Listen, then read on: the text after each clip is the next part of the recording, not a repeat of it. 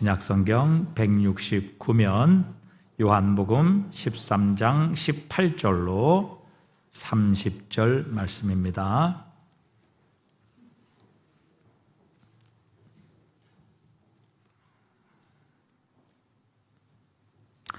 내가 너희 모두를 가리켜 말하는 것이 아니니라. 나는 내가 택한 자들이 누구인지 알미라. 그러나 내 떡을 먹는 자가 내게 발꿈치를 들었다 한 성경이 응하게 하려는 것이니라.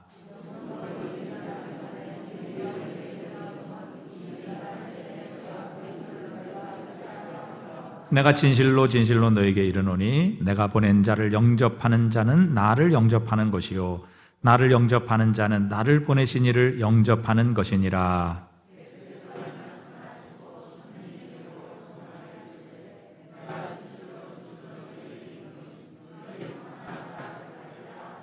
제자들이 서로 보며 누구에게 대하여 말씀하시는지 의심하더라.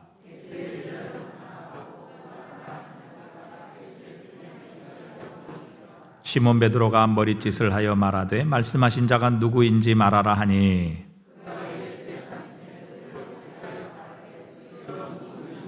예수께서 대답하시되 내가 떡 한 조각을 적셔다 주는 자가 그니라 하시고 곧 한 조각을 적셔서 가롯 시몬의 아들 유다에게 주시니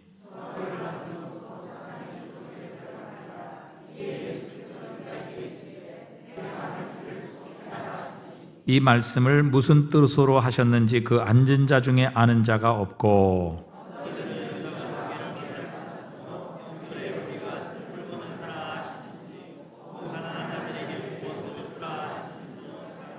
함께 읽습니다. 유다가 그 조각을 받고 곧 나가니 밤이더라. 아멘. 사람을 평가를 할 때, 사람을 대할 때 교육계에서는 한동안 사람을 IQ로 이렇게 평가를 해왔습니다. IQ라고 하는 것은 인텔리전스 쿼션트라고 하는 지능지수를 말하는 거죠. 이 사람의 지능지수가 얼마다. 그래가지고 저도 국민학교 때, 제가 국민학교 마지막 세대니까 국민학교 때 그 IQ 검사를 하고 그러면 결과가 나오잖아요. 그 당시 왜 그랬는지 모르겠는데 지금은 정말 상상도 못할 일인데 1번부터 마지막 번호까지 선생님이 쭉 다 이제 불러줬어요. 1번 IQ 얼마, 2번 IQ 얼마. 지금 생각해보면 진짜 이게 너무 어이가 없는 일이었는데 아무튼 그 당시엔 그랬습니다. 그렇게 하고 나면은 이제 그 IQ 지능 지수에 대한 이제 그거를 듣게 되고 나면은 그 다음에 자연적으로 어떤 반응이 생기는 줄 아십니까? IQ가 높은 애들은 높은 애들끼리 놀고 IQ가 낮은 애들은 IQ가 높은 애들 그 전날까지만 해도 서로 둘이서 잘 놀았어요. 뛰어다니고 놀고 막 그랬던 아이들도 이제 안 놉니다. 넌 안 돼. 넌 나랑 놀 수 없어. 그 전날까지 아니 그 IQ를 듣기 전까지만 해도 잘 놀던 애가 그렇게 합니다. 지능지수 사실 그래서 한때는 이 지능지수에 대한 이야기들이 많이 했는데 사회적으로도 이게 지능지수가 높다라고 꼭 좋은 사람이 아니라는 그런 사례들이 계속 많이 생기게 되고 그러자 이제 각종 무슨 Q 지수들이 많아졌습니다. 여러분 기억하십니까? MQ, RQ 하여튼 이상한 Q들을 계속 만들어냈는데 공신력이 있는 결과인지는 모르겠지만 아무튼 막 그런 Q들로 사람들을 그렇게 묶어내려고 사람들이 좀 많이 분석을 하려고 그랬던 것 같습니다. 그래서 사람이 살아가면서 가장 중요한 게 뭘까? 학자들은 그것을 관심을 가졌던 것 같아요.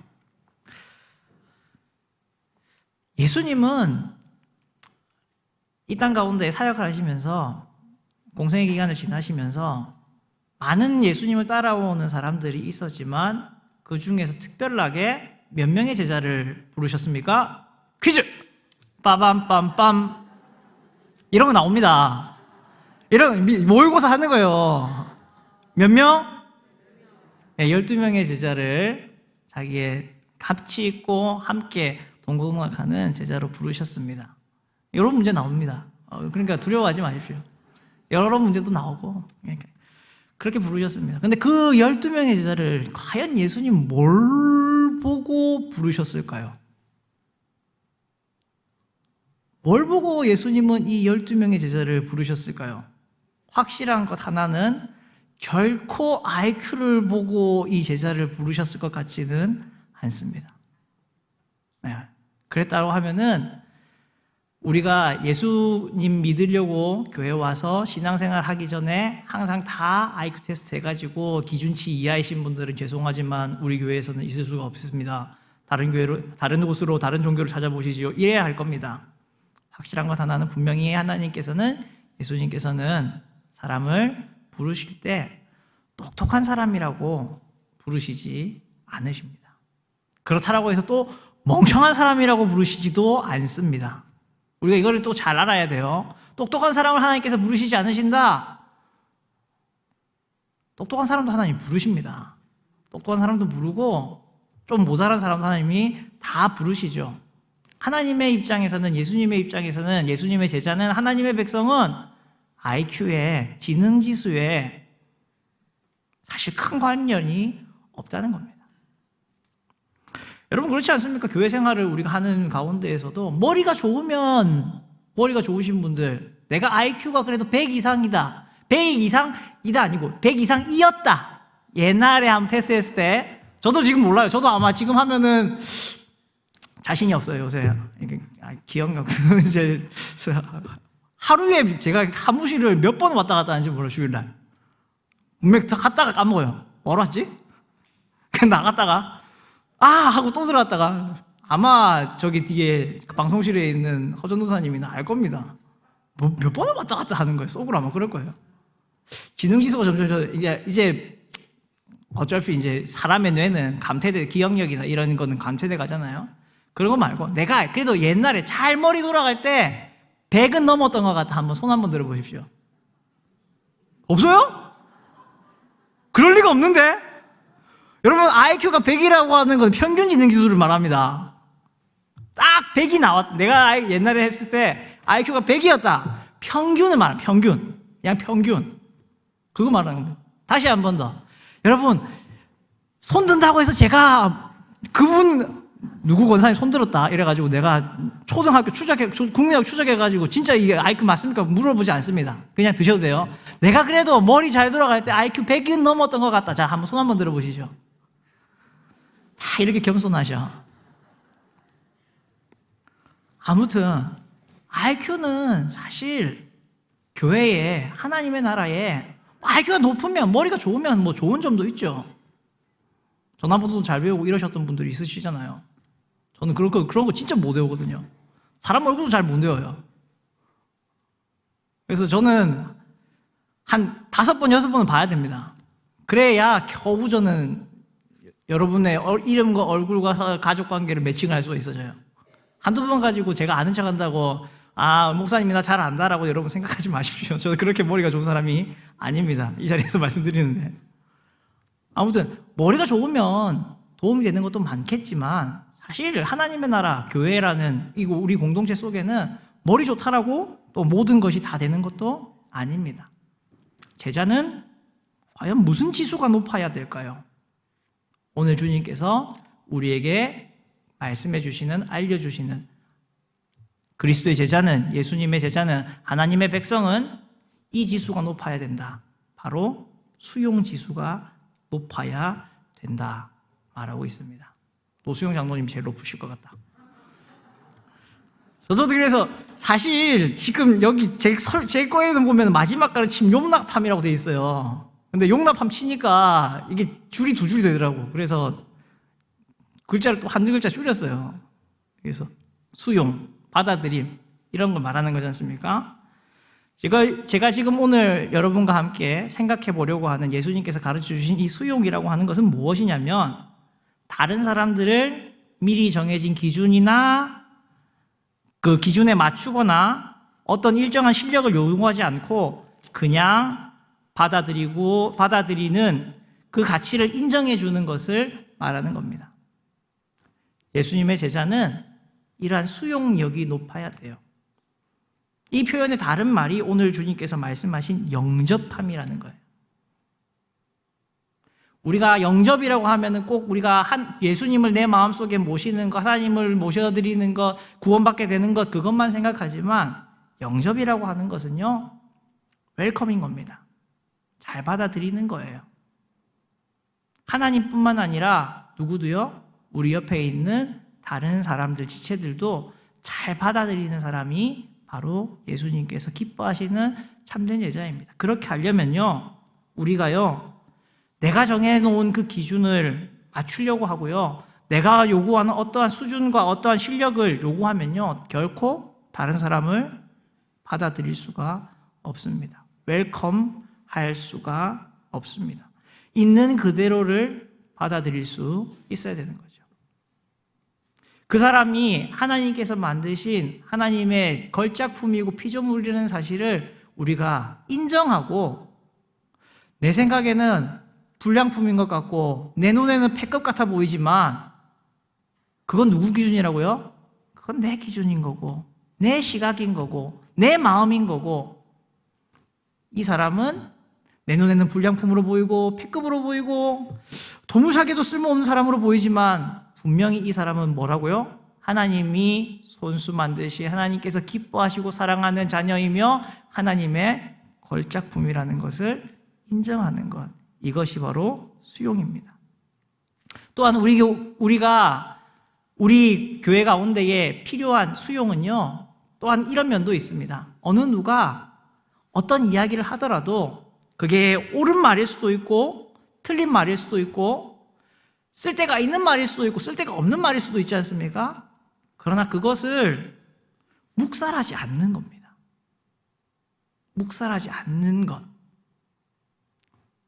쟤는 이런 사람이야, 그래서 제 말은 들을 필요 없어, 이렇게 낙인 찍지 않고 그 사람의 말이 너무나 때로는 어이가 없는 말이고 너무나 부족한 말이라 할지라도, 그래서 때로는 논쟁이 있을 수밖에 없고, 때로는 그러한 분명히 저 사람의 생각은 틀린 것 같은데 라는 마음이 들더라도 그것을 묵살하지 않는 것, 그것이 우리에게 필요한 수용의 모습입니다. 예수님께서 오늘 이 마지막 만찬의 자리에서 처음으로는 겸손이라는 모범을 주님께서 보여주셨죠. 어떤 겸손이었다고 했습니까? 드러내고 광고하지 않는 겸손, 남처해하지 않고 기꺼이 받아들이는 겸손, 약한 겸손이 아니라 오히려 능력이 있고 더 강하기에 할 수 있는 겸손, 그리고 차별하지 않는 그 겸손을 주님께서는 가르쳐 주시고 보여주시지 않았습니까? 몸소 수건을 허리에 동이시고 제자들의 발을 깨끗이 씻어주시면서 이 겸손의 모습을 보여주셨습니다.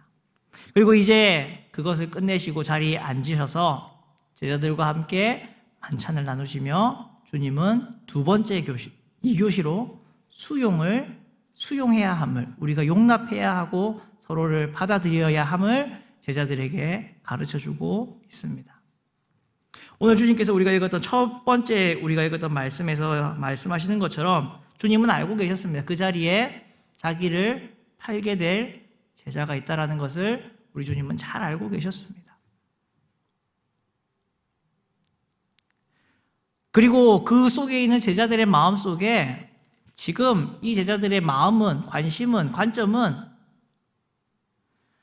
어느 누구도 예수님의 십자가와 그 부활, 고난과 그 영광을 생각하고 있는 사람들은 아무도 없고, 단 한 사람도 예수님의 마음을 헤아리고 있는 사람이 없다라는 것도 예수님은 잘 알고 계셨습니다. 예수님의 마음에 내 기준으로 내 마음을 헤아려 주지 못하는 너네는 필요 없다, 나를 팔아먹을 너는 필요 없다, 이러한 마음이었다면 다 쫓아내셨을 겁니다. 가라, 이 썩을 것들, 이렇게 하시면서 다 쫓아내셨을 거예요. 어떻게 3년 반을 데리고 다니면서 내가 먹여주고 입혀주고 다 했는데 어떻게 이렇게 안 변하냐, 내가 실패했다, 내가 진짜 큰 잘못했다, 그렇게 하시지 않으시고, 여러분 오늘 우리가 읽지 않았지만 13절 제일 처음에 어떻게 하셨다고 합니까? 6절 전에 예수께서 자기가 세상에 떠나 아버지께로 돌아갈 때가 이른 줄 아시고 세상에 있는 자기 사람들을 사랑하시되 끝까지 사랑하시니라. 그 제자들을 내 기준, 예수님의 말하고 원하시는 그 기준에 아직 도달하지 못했어요. 그 거룩한 제자의 모습에 아직 도달하지 못했습니다. 3년 반 동안이나 주님을 쫓아다니면서 함께 했음에도 불구하고 도달하지 못했어요. 한 놈은 심지어 뭐라고요? 배신자라고요. 그럼에도 불구하고 예수님은 끝까지 사랑하셨습니다. 그 기준에 못 미치는 모질이들을 주님께서는 받아주셨던 거죠. 우리가 수용을 생각하면서요, 근데 수용이라고 하는 것을 우리가 자칫 잘못 생각하면 이렇게 생각할 수 있습니다. 수용은 이렇게 뭐 옳고 그른 거 이런 걸 분별할 필요가 없는 건가 봐. 아닙니다. 우리가 수용을 우리가 그리스도의 제자로서, 예수님의 제자로서 수용을 해야 되는 사람들이고 수용 지수를 높여야 되는 사람들인데, 그 수용은요 분별을 부정하지 않습니다. 오히려 성경은 우리에게요 분별하라라고 이야기를 합니다. 분별할 필요가 없는 것이 아니라요, 분별을 하되 받아들일 수 있는 것을 말합니다. 약점이나 부족함을 볼 줄 모르는 게 아니라요, 그 약점을 덮어주고 그 약점까지도 존중해 줄 줄 아는 것을 말하는 겁니다. 결점이 있다 하더라도 사랑을 베풀어 주는 거예요. 그냥 무조건 사랑이 아니라 그 결점이 있다 하더라도 주님께서 나를 그럼에도 불구하고 사랑해 주셨던 것처럼 나도 그 사람을, 그 형제를, 그 자매를 그럼에도 불구하고 사랑하는 것이 수용입니다. 그게 바른 수용이에요. 두 번째로 우리가 가져야 될 수용의 모습은요, 인간의 타락을 부인해서는 안 됩니다. 그냥 인간을 낭만적인 낙관론으로 바라보는 시각이 아니에요. 분명히 우리는 모두 다 죄악된 심성과 본능을 가지고 있는 연약한 사람들임을 우리가 인정하고 그것을 인정하고 받아들이는 것이 참된 수용의 자세입니다. 저 사람 무조건 괜찮을 거야, 그냥 그렇게 보는 것이 아니라고요. 분명히 악함을 알지만, 분명히 죄악된 모습이 있는 것을 알지만, 분명히 죄 가운데에 거하고 오히려 의로운 것을 기뻐하지 않는 것을 알지만, 그 사람을 불쌍히 여기고 긍휼히 여기며 받아들이는 것, 영접하는 것, 웰컴으로 안아주는 것, 이것이 참되고 바른 수용입니다.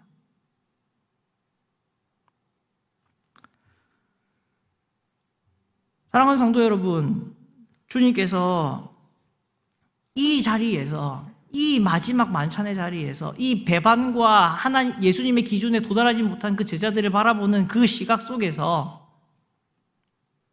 주님은 여전히 이 제자들을 받아들이고 수용해주고 계시지 않습니까? 모자람에도, 연약함에도, 죄악이 있음에도 이 제자들을 끝까지 주님은 사랑해 주셨습니다. 더군다나 누구까지요? 자기를 파는 가룟 유다까지요. 오늘 21절 말씀에 보니까 예수께서 이 말씀을 하시고 난 뒤에 심령이 괴로워서 증언하여 이렇게 말씀하셨다고 합니다. 심령이 괴로우셨어요. 여러분, 예수님도 이 연약한 제자들을, 더군다나 자기를 배반할 이 제자를 바라보는 마음이요, 아무렇지 않으셨던 게 아닙니다. 고통스러우셨어요. 안타까우셨어요. 우리가 요한복음의 말씀을 읽었지만 공관복음, 마태, 마가, 누가복음을 보면요, 예수님께서는 그 사람이 차라리 안 태어났는 것이 어쩌면 더 나았지 않았을까? 그게 나았을 것 같다. 그 사람이 너 왜 태어났니? 라고 가룟 유다에게 대해서 말씀하시는 것이 아니라 그 영혼이 구원받지 못하고 지옥으로 갈 것을 주님이 알고 계시기 때문에 그 영혼을 끝까지 그렇게 안타까워하셨습니다. 수용하셨던 거죠.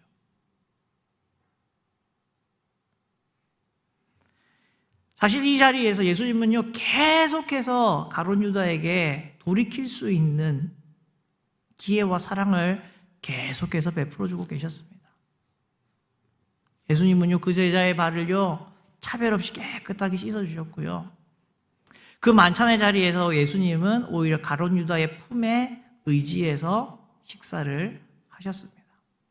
오늘 우리가 읽었던 말씀에 예수님께서 그 말하죠. 너희 중 하나가 나를 팔리라고 말하니까 제자들이 다 수군거립니다. 도대체 누가 그런 배반자가 있는 거지? 맞은편에 예수님 맞은편에 있었던 베드로가 눈짓을 해가지고 고개짓을 해가지고 예수님 품에 안겨 의지해서 식사를 하고 있던 요한에게 물어보죠. 누군지 빨리 한번 물어봐라. 눈짓으로 이렇게 팍 주는 거죠.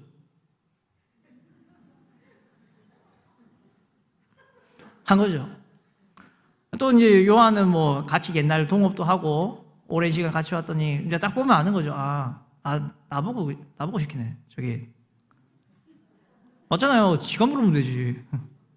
주님 이때까지는 말하는 거 좋아했으면서 이제 와가지고 참 곤란한 질문 다 자기 지금 떠넘기잖아요. 아무튼 그래도 물어보지 않습니까? 주님 그 품에 의지해서 물어봅니다. 주님 누굽니까? 주여 누구니까? 일단 예수님이 뭐라 하셨습니까? 내 뒤에 있는 이놈이야!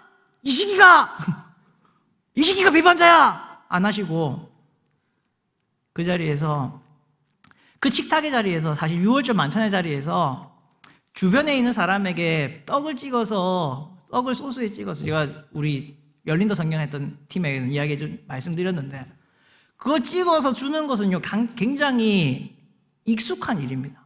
쉽게 말하면 뭐냐면 우리가 한정식집 큰 데 가면은 반찬이 수십 개가 나오죠. 그득그득 나오잖아요. 그래서 때로는 내 팔이 안 닿는 거 있을 때 있잖아요. 그럼 우리 뭐라 그럽니까? 소심하신 분들은 그것만 계속 보면서 침만 삼키시거나 젓가락만 빠시지만 조금 적극적이신 분들은 집사님 그거 먹을 거야? 안 먹을 거면 놔줘. 이거 하시잖아요. 그런 겁니다. 보통 그렇게 하는 거예요. 그냥 그렇게 한다고 해서 그거를 이렇게 준다고 해서 그걸 이상하게 생각하지 않죠. 유월절 만찬의 자리에서 사실 예수님께서 떡을 초에 찍어서 이것에 찍어서 주시는 것은요 그냥 일상적인 행동이었습니다. 그냥 그렇게 하는 거. 그래서 제자들도요 예수님이 그렇게 여러분 잘 보십시오. 예수님께서 그렇게 말씀하셨잖아요. 내가 떡 한 조각을 적셔다가 주는 자가 뭐라고 했어요? 바로 그 사람이다라고 예수님께서 바로 이야기하셨죠. 그리고 찍어가지고 줬는데 그래서 제가 말씀드렸잖아요. 제자들이 지능지수가 높은 게 아니라니까. 이 애들이 지금 봐도 몰라. 이렇게 멍청해. 줬는데 어느 누구도 의심하지 않았습니다. 왜냐하면 특별한 행동이 아니었기 때문에. 그냥 일상적인 보통 유월절 만찬의 자리에서 일어났던 일이었기 때문에 특별히 예수님은 지난 시간에 말씀드렸지만 예수님이 가장 중요한 자리였으니 앉았을 거고 그 다음 1인자 자리에 지금 요한이 앉아버렸어요. 그리고 예수님의 왼쪽 편 그 자리에 가룟 유다가 앉았다고요. 그러니까 사도 요한이 예수님의 품에 의지하고 있었던 것처럼 예수님은 자연스럽게 누구 품에 의지할 수밖에 없어요? 가룟 유다의 품에 이렇게 기대고 식사를 할 수밖에 없었습니다. 그래서 이렇게 찍어가지고 준 거예요. 뭐니까. 어느 누구도 그 장면을 이상하게 안 여겼다고요. 그렇게 해주고 말씀하시죠. 내가 하는 일을 속히 해라. 말씀하실 수 있었습니다. 이 시기야, 얘야 얘. 너 나 속았다? 사실은 얘가 스파이였어. 그러지 않으시고 그리고 마지막까지도 네가 하려는 일을 해라. 그렇게 말하니까 제자들이 뭐라고 오해했다고 합니까? 가룟 유다가 돈깨를 맡았으니까 유월절 명절에 필요한 걸 사라는 거 지금 뭐가 부족한 게 있어가지고 예수님께서 시키시는구나. 아니면은 가난한 사람들에게 우리가 나눠줄 것들을 나눠주라라고 보내시는구나. 다른 제자들도 다 그렇게 생각했습니다. 예수님 품에 의지하고 있던 요한도 맞은편에서 머리짓으로 물어보라고 눈치를 줬던 베드로도요, 어느 누구도요, 이 사람이 나가는 것을 아무도 의심하지 않았습니다. 여러분, 우리는 우리 공동체 가운데에 어떤 배신자가 생기고 연약한 자가, 부족한 자가 생기면 우리는 뭐 하기 좋아하죠? 바로 집사님 전화 들었어. 그 이상 소식 들었어? 있잖아. 집사님 알고 있어. 다른 사람한테 이야기하면 안 돼? 바로 뒷날 되면은 우리 교회 비밀로 한다고 했는데 어떻게 보면 어떻게 한 80%가 다 알아. 그런 게 우리가 좋아하지 않습니까? 그렇게 하면서 다음 주에 딱 만나면 어떻게 하죠? 딱 이렇게 보죠. 그렇게 안 맞는데. 이런 눈빛으로. 그러나 예수님은 이 마지막 자리에서 끝까지 그 제자를, 연약한 제자를, 배신한 그 제자를 받아주시고 계시고 용납하고 계셨습니다. 화해와 교제의 손을 계속해서 내밀고 계셨습니다. 사랑하는 성도 여러분, 우리의 수용지수는 우리 교회, 우리 해운대 신일교회의 우리 셀의, 나의 수용지수는 어떻습니까? 우리는 예수님을 닮은 이러한 웰컴의 마음을 가지고 있습니까? 용납하고 영접해주는 마음을 가지고 있습니까? 오늘 우리가 읽었던 20절 말씀에서 예수님께서 뭐라 하시죠? 내가 진실로 진실로 너희에게 이르노니 내가 보낸 자를 영접하는 자는 나를 영접하는 것이요 나를 영접하는 자는 나를 보내신 이를 영접하는 것이다. 내가 너희에게 보낸 자를 웰컴하는 자는 나를 웰컴하는 것이고 나를 웰컴하는 자는 나를 보내신 하나님을 웰컴하는 것이다. 우리에게 말씀해주고 계십니다. 정말 우리는 우리의 형제자매들을, 아니 우리 해운대 신일교회에 찾아오는 새가족들을 정말 이렇게 웰컴하고 있습니까? 따뜻한 마음으로, 따뜻한 환대로 받아주고 품어주고 이해해 주려고 하고 있습니까? 제자는, 주님의 참된 제자는 수용지수가 높은 사람입니다. IQ가 높은 사람이, 도덕지수가 높은 사람이 아니라요, 수용지수가 높은 사람입니다. 참된 제자가 되면 예수님께서 하셨던 것처럼 이렇게 분명히 내 생각과 맞지 않고 내 성향과 맞지 않고 내 뜻과 내 의견과 맞지 않는 사람이라도 우리는 뭐 하게 될까요? 웰컴하게 되는 겁니다. 받아들이게 되는 겁니다.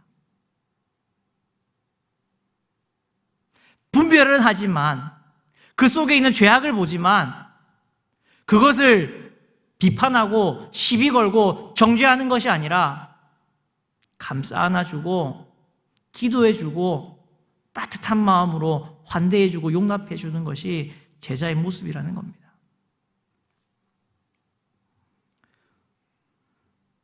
여러분, 우리 속에 AQ가 떨어지면은 이러한 신호가 우리의 삶 가운데 드러난다고 합니다. 여러분 한번 잘 들어보십시오. AQ가 떨어지는 사람은 첫 번째로 사람을 편파적이지 않게 수용할 마음이 없다. 말이 복잡하죠?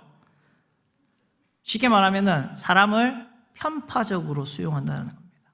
AQ가 떨어지면 우리가 다른 사람을 수용하는 내 수용지수가 떨어져 있으면은 다른 사람을 그대로 받아들이지 못하고 편파적으로 받아들입니다. 편파적으로 받아들여요. 말이 이상하지 않습니까? 수용을 하는데 편파적으로 받아들인다? 근데 이거를 풀어보면요, 여러분 이상하지 않다라는 걸 알 겁니다. 여러분 야고보서 말씀해 보면은 그런 말씀이 나오죠. 어떤 교회에 두 사람이 찾아옵니다. 한 사람은 좋은 옷을 입은 부자, 한 사람은 남루한 옷을 입은 사람. 그 사람이 들어왔을 때에 야고보 사도는 이렇게 말해요. 너희가 아름다운 옷을 입은 자를 눈여겨보고 말하되 여기 좋은 자리에 앉으소서 하고, 또 가난한 자에게 말해 너는 거기 서 있든지 내 말등상에 앉으라 하며 너희끼리 서로 차별하며 악한 생각으로 판단하는 자가 되는 것이 아니냐, 우리에게 이야기합니다. 여러분 이 교회의 모습을 잘 보십시오. 예를 든 것이겠지만 어떤 사람이 찾아왔어요. 두 사람이 찾아왔어요. 한 사람은 좋은 옷, 그리고 멀쩡하게, 아니 훨씬 더 좋아 보이게 보이는 그런 사람, 한 사람은 남루하고 꾀죄죄하고 볼품없어 보이는 그런 사람. 그렇다고 해서 이 볼품없는 사람을요, 이 교회가 배척하지 않았습니다. 오지 마십시오. 아, 더러워. 들어오지 마. 이러지 않았습니다. 분명히 들어왔어요. 그런데 어떻게 받아들였습니까? 좋은 옷을 입은 사람은 여기 좋은 자리에 앉으십시오. 그렇지만 남루한 옷차림을 가지고 있던 그 사람에게는 뭐라고 했다고요? 서 있든지 아니면 저기 그냥 앉아 있든지 그렇게 하십시오. 여러분, 우리가 교회 생활하면서 공동체 생활하면서 그런 말을 할 때가 있지 않습니까? 네 처지나 네 꼬라지를 알아야지. 우리가 그렇게 받아들일 때가, 사람을 용납할 때가 많이 있습니다. 용납을 못하는 게 아니라 받아는 들이는데 어떻게 받아들여요? 편파적으로 받아들여요. 그래서 이 사람은 이렇게까지 해도 괜찮고 이 사람은 이렇게 하는 거는 오바다. 야, 니 선 넘었다. 같은 기준, 같은 마음으로, 같은 생각으로, 같은 뜻으로 대해주지 않는 것, 이게 바로 내 수용지수가 떨어졌다라는 증거입니다. 두 번째로 수용지수가 떨어지는 사람은요, 다른 사람의 그 개인적인 취향을요, 비판 없이 수용하지를 못합니다.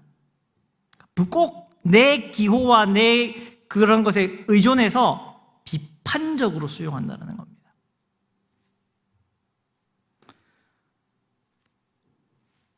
어떤 거냐면은 자기 개인의 취향에 따라서 이 교회는 분위기가 이래서 안 돼. 이 찬양팀은 이래서 안 돼. 저도 그런 거 한 번씩 들을 때가 있는데, 여러분 그러지 마십시오. 다 같은 찬양 하나님께 올려드리는 건데, 때로는 좋은 찬양, 빠른 찬양, 다 좋은 찬양이죠. 때로는 빠른 찬양이 있을 수 있고, 때로는 요즘 찬양이 있을 수 있고, 때로는 아주 오래된 찬양이 있을 수 있고, 찬송가가 있을 수 있고, 더 오래 올라가면은 고전시대의 그런 거, 바로크 음악 같은 그런 것도 있을 수 있잖아요. 내 기준에 나는 클래식 아니면 난 못 들어준다. 나는 내가 옛날에 불렀던 그 찬양 아니면 못 들어준다. 아, 오늘은 찬양팀 꽝이야. 이런 마음을 가지고 있는 게 바로 뭐 증거라고요? 내 수용지수가 떨어져 있다는 증거라고. 목사님 말씀 딱 보면서, 오늘 이거 뻔한 이 이야기 하겠네. 늘 재미없는 그 이야기. 이게 뭐라고요? 수용지수가 떨어진 상태의 내 심령을 표현하는 겁니다. 드러나는 겁니다. 누가 교회에 오는데, 저런 야시시한 저런 옷을 입고 왔노? 이게 뭐라고요? 수용지수가 내가 떨어지는 거예요. 머리도 안 빗고 왔노? 수용지수가 떨어지는 거라고요. 여러분, 우리 수용지수를 좀 높입시다. 여러분, 그 사람이 옷을 야시시하게 입고 오면 내 눈에 보기엔 좀 그렇겠지만, 그 사람은 좀 더워서 그럴 수도 있잖아요. 좀 시원한 옷을 입어야 되는 사람일 수도 있지 않습니까? 그 사람은 또 주님 앞에 온다고 나름대로 최선의 멋을 부리고 패션을 주님 앞에 보여드리려고 왔는데, 내 기준에선 저 패션은 도대체 이해가 안 된다. 이러면 되겠습니까?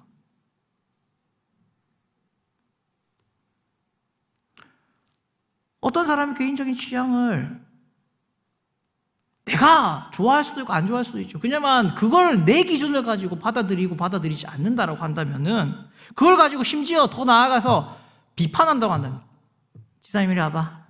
옷이 그게 뭐야? 이러면 여러분, 뭐가 떨어진 거라고요? 수용지수가 떨어진 겁니다. 노승장 오늘 계속 떨어지시네요. 세 번째로, AQ가 떨어지면요, 수용지수가 떨어지면요, 불쾌한 일을 당하는 것은 못 참습니다. 앞서 말했던 것처럼 내가 불쾌한 일을 당해도 괜찮아 이렇게 되는 것이 아니라, 그 딱 불쾌한 일을 당하게 될 때에요, 거부해버립니다. 제쳐버립니다. 내 기대에 부응하는 사람들만 이렇게 모으려고 합니다. 여러분, 사실 교회 안에 완벽한 사람들만 가득하게 있다면 얼마나 좋겠습니까? 누구 하나 상처받을 사람도 없고, 누구 하나 원망하고 탓할 사람도 없고, 얼마나 좋겠습니까? 그런데 그런 교회가 그런 완벽한 사람들로 이루어진 교회가 이 땅 가운데 있을까요? 예수님께서 만드셨던 제자 공동체도 부족함 투성이었고 자기 개성들은 정말 다양하고 독특하고 고집의 불통인 이런 사람들이 가득했던 그런 공동체였습니다. 예수님은 절대로 이 땅 가운데에서 그 제자 공동체를 완벽한 공동체로 완벽한 사람들의 공동체로 부르지 않았습니다. 다 부족하고요, 연약하고요, 어떤 사람은 무식하고 어떤 사람은 고집도 세고 그러한 사람들이 모인 공동체로 주님은 부르셨고 그 속에서 서로가 서로를 용납하도록 가르치시고 그렇게 해야 된다라고 마지막 이 만찬의 자리에서 마지막 레슨에서 이야기를 하셨다는 겁니다.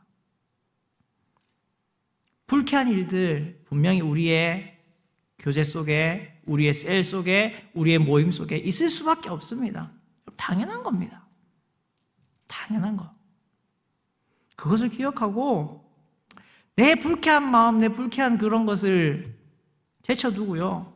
서로를 수용할 수 있어야 합니다. 그게 주님께서 바라고 계신 우리 해운대 신일교회 건강한 공동체의 모습일 겁니다. 주님께서는 제자들에게 겸손을 가르치시고 다른 사람을 수용해야 함을 가르치셨습니다.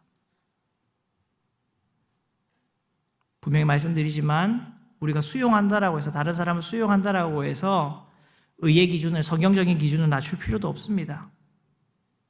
내가 다른 사람처럼 돼야 된다라고 말하는 것이 아닙니다. 다른 사람들의 그 개인적인 취향을 나도 똑같이 좋아해 줘야 된다라는 것 아닙니다. 내 것으로 그렇게 만들어가고 내가 없어지고 내가 그렇게 닮아가 변해가야 된다라는 것 아닙니다. 수용이라 하는 것은요, 다른 사람들의 가치를 그 사람들을 만든 하나님의 그 손길과 하나님의 걸작품임을 그냥 그대로 인정하는 것입니다. 하나님은 저 사람을 저렇게 만드셨구나. 저 속에서 저러한 성품을 통해서도 서물한 성품을 통해서 하나님이 이 땅 가운데에 쓰시고자 하는 바가 있으시구나. 그냥 그것을 인정하는 겁니다. 내가 억지로 만들어내는 것이 아니라, 그렇다고 해서 내가 그 사람에게 무조건 맞춰내는 것이 아니라 이렇게 받아들일 수 있는 공동체, 다른 사람을 그냥 그대로 둘 줄 아는 은혜가 우리 해운대 신일교회 공동체가 돼야 할 것입니다. 사랑하는 성도 여러분, 마지막으로 우리가 이 찬양 부르면서 우리에게 공감해 주시고 우리를 영접해 주시고 우리를 이해해 주시고 우리를 받아주신 주님을 기억하면서, 주님, 나도 그렇게 주님처럼 닮아가게 해주십시오. 다른 사람을 받아들일 수 있게 해주십시오. 수용할 수 있게 해주십시오. 환영할 수 있게 해주십시오. 다른 사람을 영접할 수 있게 해주십시오. 그 마음으로 우리 함께 찬양하고 기도했으면 좋겠습니다. 우리 주님 마음을 기억하십시다.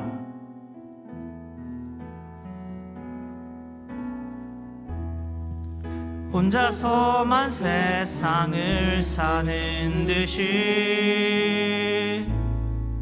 주가 멀어 보이기만 할 때 우리는 바라보아야 하네.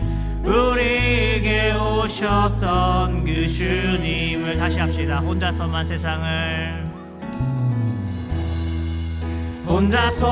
세상을 사는 듯이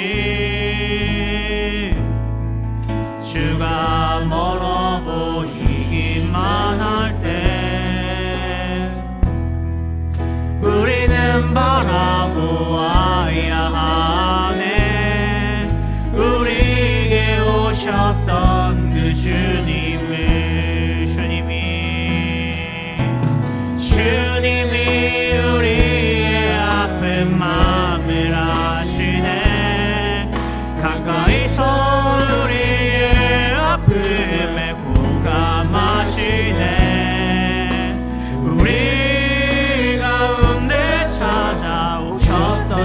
주님이 우리의 모든 상황에 공감하시네. 다시 처음부터 합시다. 혼자서만 세상을 사는 듯이 혼자서만 세상을 사는 듯이 주가 멀어 보이기만 할 때 우리는 바라보아야 하네. 우리에게 오셨던 그 주님이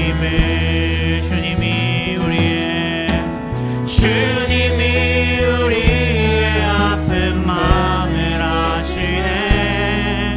가까이서 우리의 아픔에 공감하시네. 우리 가운데 찾아오셨던 그 주님이 우리의 모든 상황에 공감. 주님이 우리의 아픈 마음을 아시네. 주님이 우리의 아픈 마음을 아시네. 가까이서 우리의 아픔에 공감하시네. 우리 가운데 찾아오셨던 그 주님이 우리의 모든 상황에 공감하시네. 우리 주님께서도 그 마지막 완찬의 자리에서 배반하는 제자들을, 예수님의 기준에 미치지 못한 제자들을 비판하고 정죄하지 않으셨고 끝까지 용납해 주셨습니다. 그 주님의 사랑이 오늘 우리에게 연약하고 못나고 부족하고 고집부리는 나를 반겨주셨고 만나주셨고 이해해주셨고 덮어주셨고 품어주셨고 웰컴을 주셨습니다. 주님께서 주신 이 공감하심, 우리를 받아주심, 우리를 용납하여 주시고 우리를 수용하여 주심을 기억하게 해주시고, 주님, 우리도 주님의 마음을 닮아서 우리의 공동체의 연약한 자들을, 다른 지체들을 이렇게 주님의 마음으로 수용할 수 있는, 용납할 수 있는 우리가 되게 은혜 내려 주옵소서. 우리 함께 기도하겠습니다. 사랑의 아버지 하나님, 감사합니다. 주님, 여전히 아버지 하나님, 내 생각과 내 뜻대로 아버지 하나님 이해해주지 못하고 받아들여지지 못하고 아버지 하나님 비판하며 정죄하며 손가락질하기에 바쁜 우리지만, 주님께서는 우리에게 먼저 용납하고 영접하고 받아들이는, 수용하는 모습을, 그 가르침을 우리에게 해주셨습니다. 주님의 제자들은 아버지 하나님 지식이 충만한 사람들이 아니라, 머리가 좋은 사람들이 아니라, 의로움이 가득한 사람들이 아니라, 서로를 돌아보며 서로의 지체를 용납하여 주고 품어주는 자들임을 마지막까지 우리에게 가르쳐 주셨습니다. 주님, 우리로 하여금 이 끝까지 받아주시고 사랑하시고 용납하셨던 주님을 닮아서 이렇게 이해하며 받아줄 수 있는 그런 아버지 하나님 귀하고 복된 공동체가 되게 은혜 내려 주시옵소서. 주님께서 주시는 이 은혜가 가득히 넘치는 우리의 모임들이 되기를 원합니다. 우리의 셀들이 되기를 원합니다. 주님, 이렇게 하나님 수용해 줄 수 있는, 수용함이 가득히 넘치는, 이 속에 영접함과 환영이 가득히 넘치는 우리 교회, 우리의 모든 공동체들 될 수 있게 은혜 내려 주시옵소서.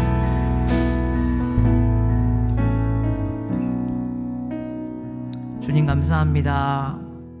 여전히 제자들과 같이 주님의 기준에 도달하지 못하는 똑같은 연약하고 모자란 우리들입니다. 그러나 주님께서 우리에게 먼저 이 용납함을, 영접함을, 받아들이고 수용함을 보여주시고 가르쳐 주신 것을 기억하며 우리도 주님과 같이 용납하고 영접하고 환영하는 자들 될 수 있도록 은혜 더하여 주옵소서. 감사합니다. 예수님 이름으로 기도합니다.